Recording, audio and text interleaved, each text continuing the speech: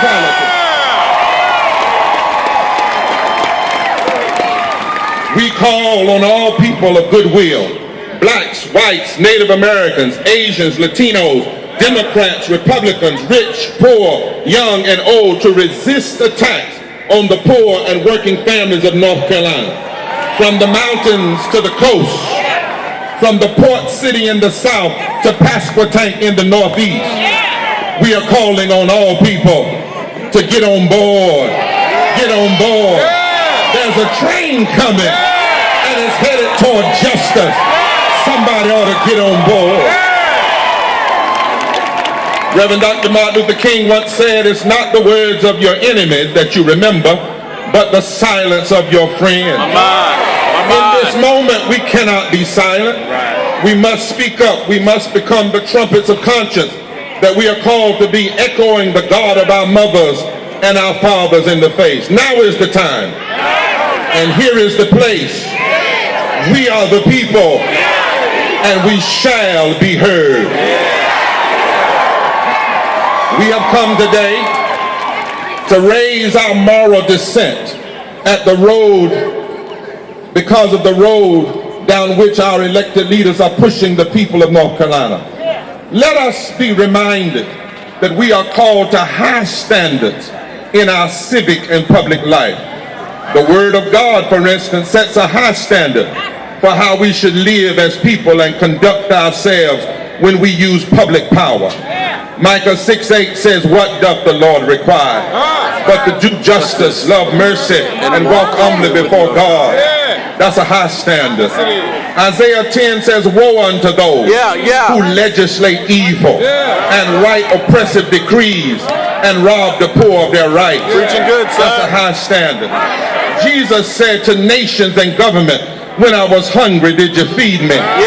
When I was naked, did you clothe me? When I was thirsty, did you give me drink? When I was sick, did you heal me? Because inasmuch as you've done it unto the least of these, you've done it unto me. That's a high standard.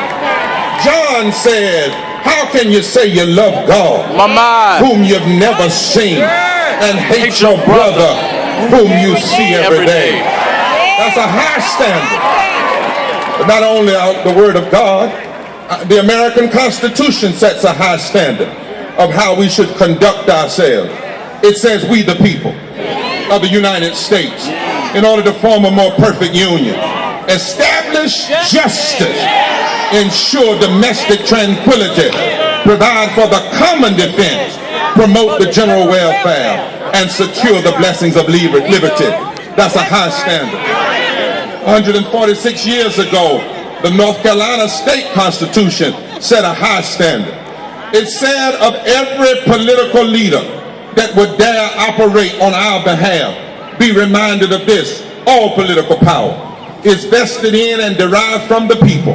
All government of right originates from the people and is founded upon their will only, and should be instituted and used only for the good of the whole.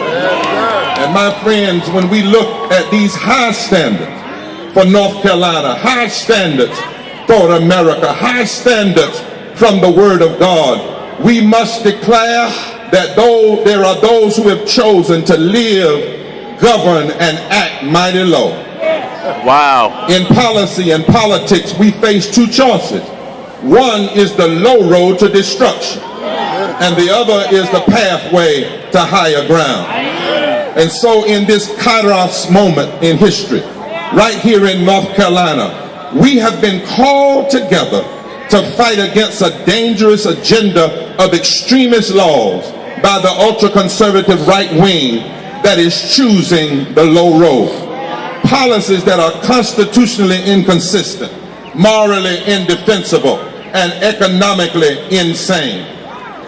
It's extreme and it's mighty low to cut Medicaid for more than 500,000 people in a state of 1.7 million poor people, and knowing that 2,800 will die. It's mighty low to raise taxes on 900,000 poor people and middle working citizens in order to cut taxes for 23 of the wealthiest families. It's mighty low. To end unemployment benefits for 170,000 people who have lost jobs through no fault of their own, but give your political appointees salaries that don't even fit their resumes. It's mighty low. It's mighty low to resegregate our schools and to eliminate preschools for many poor children and to cut so much money from public education that we are now 48th in the country, lower than Mississippi. And then on top of that, to fire thousands of teachers and teachers' assistants and then remove $10 million of our public money and give it to a private voucher school program. That's mighty low. It's mighty low to raise taxes on 89% of North Carolinians so you can give 11% of the richest North Carolinians a tax break, knowing that this transfer to the top will never trickle down but drain over 10 years $650 million from our budget sorely needed for education, infrastructure, and economic development. It's mighty low for us to sing America, America, God shed his grace on you with one breath, and then with the other breath to deny workers the grace of labor rights and collective bargaining. Preach that. To cut the grace of safety nets to the needy and raise taxes on the poor and working poor. To deny immigrants the grace of fair immigration policies and to undermine the grace due to the rights of women and the LGBT community. It's mighty low. It's mighty low to wave banners and place bumper stickers on our cars saying God bless America, but fail to realize our obligation to bless God by how we treat our brothers and sisters.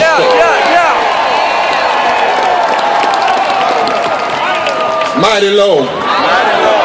After you've committed this, all of these low acts, to then commit crimes against democracy and try to suppress and undermine the right to vote.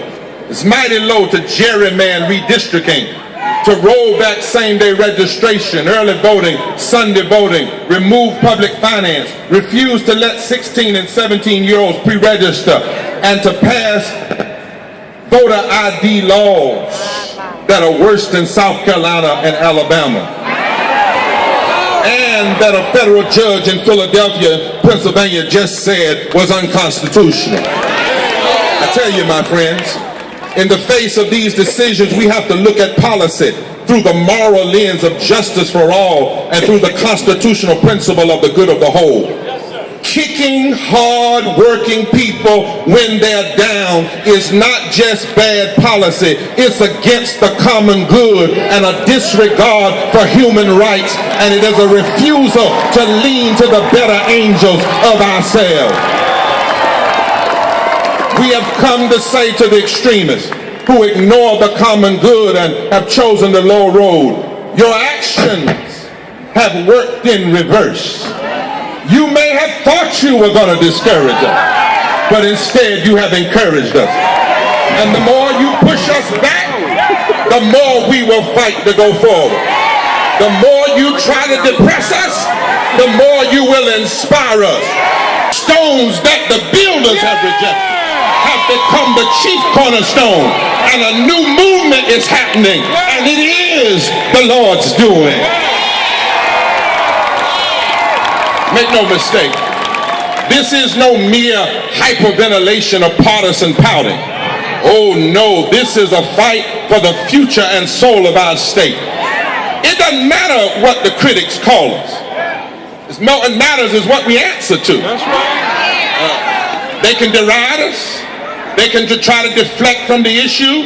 And we understand that because they can't debate us on the issue. They can't make their case on moral and constitutional ground. They may call us whiners and losers and leftists and socialists, but we say if we are leftists, then the Bible and the Constitution are the Magna Carta of leftist documents. If we are whiners and losers and leftists, as Mr. Tillis says, then the prophets of the Bible were whiners and losers, because did not they say, let justice roll down like water and righteousness like a mighty stream? So we don't answer to that because we know who we are. We are black, we are white, we are Latino, we are Native American, we are Democrat, we are Republican, we are independent, we are people of faith, we are people not of faith, but who, though they are secular, they still believe in a moral universe. We are people, we are natives and immigrants, we are business leaders and workers and unemployed, we are doctors and the uninsured, we are gay, we are straight, we are students, we are parents, we are retirees. We are North Carolina. We are America. And we're here and we ain't going nowhere.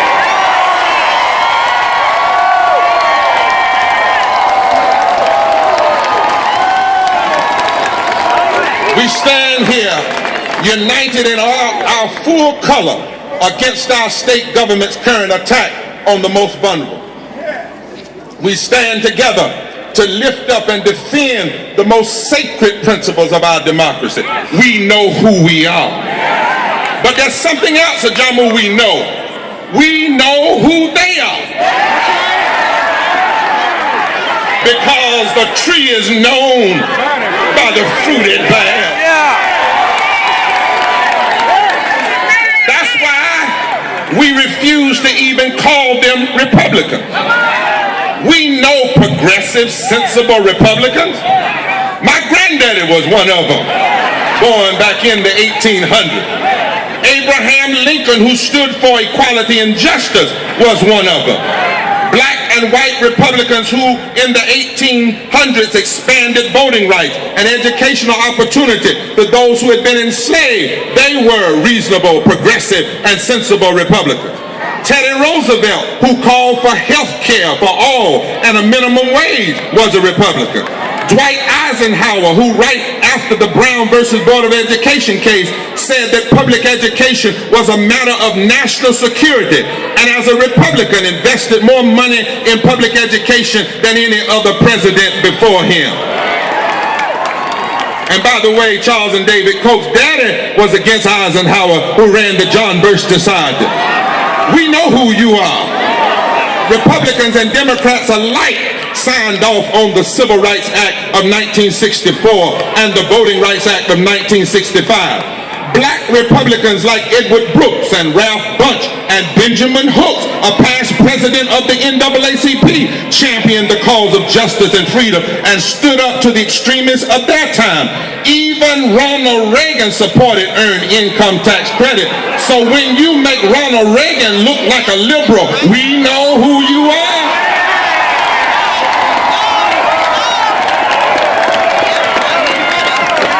It was Republicans and Democrats that called trickle-down tax policies voodoo economics. In North Carolina, there was a history of Republicans and Democrats like Holshouser and Martin who worked together for the common good in education and rural development. But something has happened. Something has gone wrong.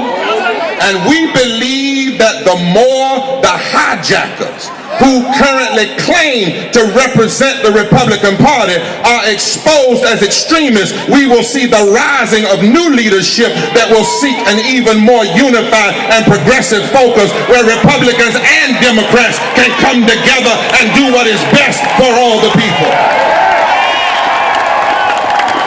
So hear this.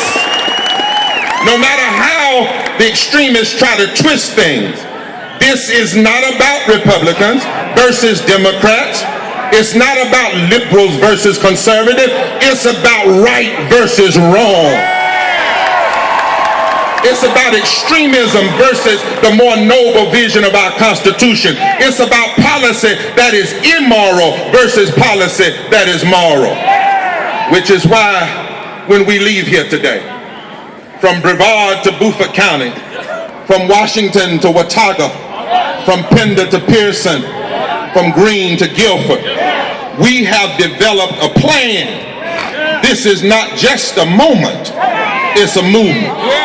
We call it the 5M, Grassroots Mobilization Plan. 1, we will use our moral power to motivate every citizen to fight against these extremist policies. 2, we will meet every challenge to suppress the right to vote. 3, we will mobilize all North Carolinians to the polls, regardless of party affiliation, and maximize the energy and ingenuity of our youth by having a fresh moral freedom summer.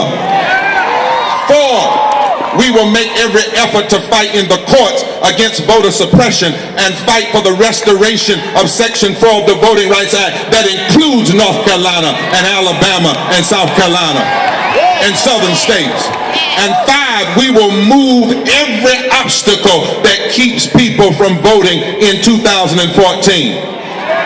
We will do this because we refuse to accept the low road, and that the low road must be our destiny. As one writer says, justice is what love looks like in public. We are clear there is higher ground, where we can pay working people living wages and ensure their basic human right to form unions and collective bargaining and fairness on the job. We can be on higher ground when we support education and job creation that fully addresses the ugly realities of poverty. We can be on higher ground if we see the poor as our neighbors, and if we remember we are our brother's keeper. Then we will put the poor rather than the wealthy at the center of our agenda.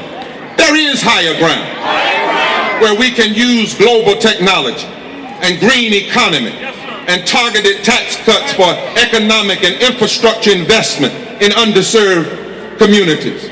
We can be on higher ground when we reject hate and division and mean attempts to write people out of their due constitutional protection because of their race, their creed, or their sexual orientation.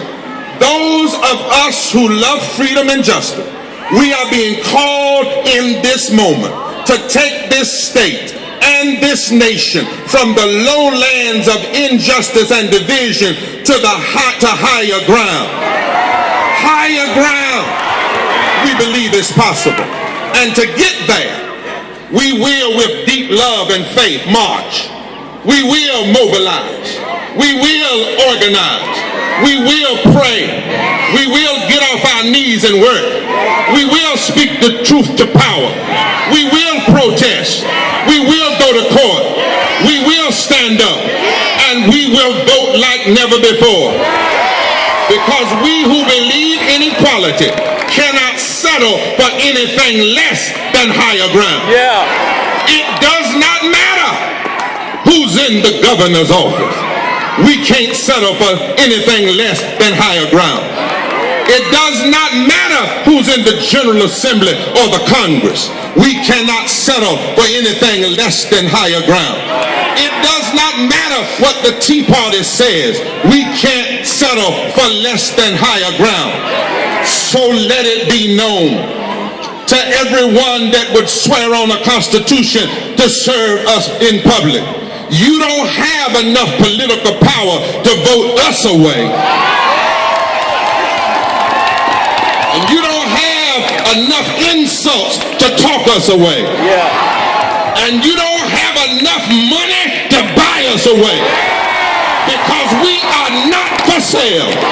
We are here today, and we have not and we will not give up on getting to higher ground and building a better North Carolina, a better South, and a better America. We will not give up on it, not now, not ever, not now, not ever, not now, not ever, because we are, Brother Johnson, the children who have been born for such a time as this.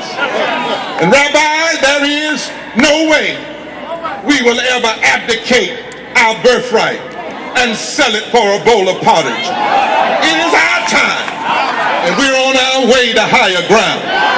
Higher ground, where every child is educated. Higher ground, where the sick receive health care and they are healed. Higher ground, where the poor are lifted and not pushed down. Higher ground, where voting rights are secured. Higher ground, where we are are truly one nation, under God, indivisible, with liberty and justice for all. Higher ground, where all of God's children are seen as special and loved and important. Higher ground, where the powerful seek to serve and not be served. Higher ground. That's what we deserve, and that's what we demand. We say to our governor and every legislature and every politician, we say this to you in love. Don't you know, if you leave the low ground of extremism and go to the higher ground of justice, if you use your offices to help somebody, then your living shall not be in vain. But they may not change. But even if they choose not to change, is there anybody out here that still believes in higher ground? Too many tears have been cried. Too many people have sacrificed, bled, and died for us to settle for anything other than higher ground. We cannot wallow in the valley of injustice. We know our politics can reach higher ground. North Carolina was first in flight, so we know how to get to higher ground. Our politics can be merciful, can be kind, can be loving, can be just, can be fair, can be equal. So let us declare today and forever, this land is your land, and this land is my land, and we refuse to live low down. We weren't born below sea level. We refuse to accept anything but higher ground. We refuse to believe the myths of domination and the falsehood of inequality. We are better than meanness and domination. In North Carolina, we are better than this. In America, we are better than this. In our world, we are better than this. Yes, we are. Yes, we are. Yes, we are. Tell your neighbor, it's time to dig a little deeper. It's time to work a little harder. It's time to organize a little better. Tell your neighbor, slap him a high five and tell him it's movement time. It's movement time. It's movement time. Can I be a preacher for a minute? Oh, help me, Lord. Every now and then, when I'm blessed to be in the vision, in the stratosphere of the Spirit, every now and then, when God lets my mind and my soul